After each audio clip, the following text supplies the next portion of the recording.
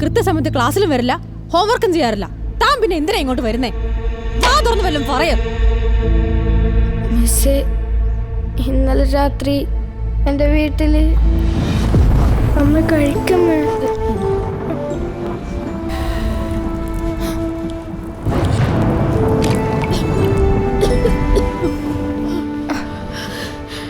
അമ്മ അമ്മയ്ക്കൊന്നുമില്ല, പോയി പഠിച്ചു വെച്ചല്ലേ. അമ്മ ഉറങ്ങാണ്ടിരിക്കുമ്പോ എങ്ങനെ പഠിക്കാൻ പറ്റണേ? അമ്മയുടെ അടുത്തിരിക്കുമ്പോ പുസ്തകത്തിൽ അക്ഷരങ്ങളൊന്നും കാണൂല. മിസ്സേ, ഞാൻ ജീവന്റെ അമ്മയാ. അവൻ ലഞ്ച് ബോക്സ് എടുക്കാൻ മറന്നുപോയി, അത് കൊടുക്കാൻ വേണ്ടി വന്നതാ. നീ ആള് കൊള്ളാലോ. എന്തൊരു അഭിനയമാണോ നിന്റെ? അമ്മ എന്തിനാ ഇപ്പൊ ഇങ്ങോട്ട് കയറി വന്നാ?